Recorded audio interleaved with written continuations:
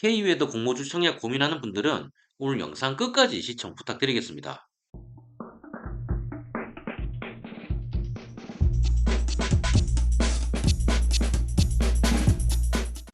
안녕하십니까. 머지않아 구독자 10만 유튜버가 될 증권오빠입니다. 먼저 어제 상장한 스튜디오 3위기 시장 기대치에 다소 못 미치긴 했지만 나름의 높은 수익률 달성했습니다. 시장 스펙 10호는 역시나 스펙의 한계를 이겨내지 못하고 그간 다른 스펙처럼 장 초반 급등, 종가 약세의 모습을 보여주었습니다. 이제 다음 주 화요일 청약 시작하는 4건의 공모주에 관심이 집중되고 있는데 전일 발표된 코셈의 수요 예측 결과는 올해 최고치인 1267대 1 달성했습니다. 공모가는 희망밴드 상단 초과한 16,000원으로 확정이 되었네요. 개인적으로 수요 예측 경쟁률이 아닌 배정 후 실질 수익률 순위는 1번 APR, 2번 코셈, 3번 K웨더, 4번 E8 순으로 꼽고 있는데 코셈의 높은 인기가 K웨더에게 일정 부분 영향을 주리라 생각됩니다. K웨더 입장에서는 코셈과 상장일이 다른 점이 긍정적이겠네요.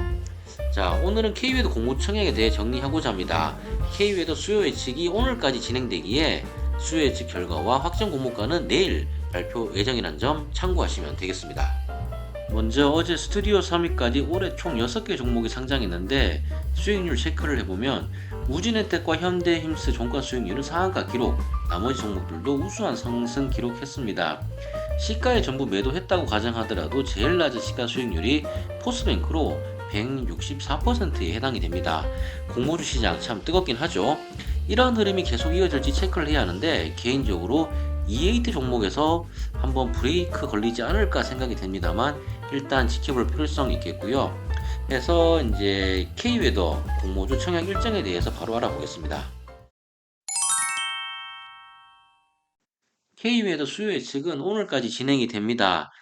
밴드 기준 예상 시총은 477억에서 576억으로 잡혀 있고 희망 공모가 밴드는 4,800원에서 상단 5,800원으로 나와 있습니다. 청약일은 명절 지내고 나서 2월 13일부터 14일까지, 환불일은 2월 16일, 상장일은 2월 22일 목요일 진행이 됩니다.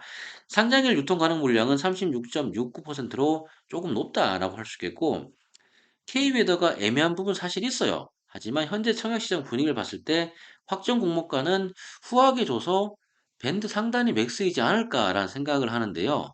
물론 상장 후 성장에 따라 공모가가 훗날 낮은 가격이 될 수도 있겠죠. 주관사는 NH투자증권으로 수수료는 2,000원이고 청약 당일 계좌 개설 안 됩니다. 해서 전일까지 완료해야지만 청약 가능하다는 점 기억하시면 되겠습니다.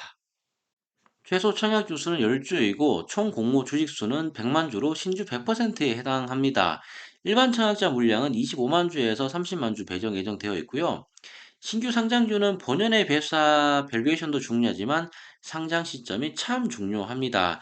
지금 공모주 시장이 뜨겁기에 예상 외의 좋은 결과 나올 수도 있다는 생각이 살짝 들긴 하지만 자꾸 작년 11월 상장한 컨택이 대접이 되는 건 왜일까요? 일단 균등 신청 시 추천가까지는 아니고 한 주에서 두 주 정도는 무난하게 배정되지 않을까 좀 생각이 됩니다. 기술 특례를 통해 코스닥 상장 추진하고 있는 K웨더는 날씨 플랫폼 기업으로 사업이 독특합니다.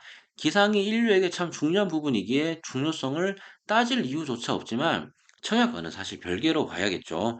기상 데이터 사업을 영위하는 K웨더의 사업부는 크게 두 가지로 나눌 수 있습니다. 첫 번째 기상 빅데이터, 두 번째 공기 빅데이터 플랫폼인데 기상 빅데이터는 민간 내부를 개인과 기업 고객에 정보를 제공하는데 일단 기상청에 수수료 지급하고 모든 데이터를 구매를 합니다. 그리고 해외 제휴사를 통해 확보한 자료들을 독자적으로 분석하여 기상 예보를 하는데요. 국내 시장 점유율은 독점이라고 봐도 무방할 90% 이상 점유하고 있는데 회원사들이 약 4천 개에 달할 만큼 인지도는 압도적입니다. 그리고 공기 빅데이터 플랫폼은 전국 실내외 3만 개의 장소에 공기 측정기를 설치하여 이산화탄소, 일산화탄소 등을 실시간 측정하는데 날씨와 더불어 참 중요한 사업이긴 하겠죠. 이와 관련하여 이제 환기청정기를 판매하고 있는데 간단하게 공기청정기 업그레이드 버전이라 보면 됩니다. 공기청정기는 실내 공기를 순환시켜 정화하는 역할인 반면 환기청정기는 실외 공기를 유입해 정화시키고 나쁜 공기를 밖으로 보내는 역할을 해요. 해서 K웨더의 사업은 이 정도로만 체크하면 될 것 같습니다. 곧 청약 진행하는 K웨더 공모주의 투자 포인트는 독특한 사업성, 그리고 경쟁자가 없다는 점, 스몰캡 IPO의 광풍, 이 장점이 되겠고, 실적 부진의 리스크와 적정 공모가 추정이 애매하다는 점이 단점으로 작용하고 있습니다. 신규 상장주 공모주 청약을 통해 상장을 매매하는 것과 상장 후 본연의 밸류에이션을 찾아가는 단계에서 매매하는 것은 엄연히 달라요.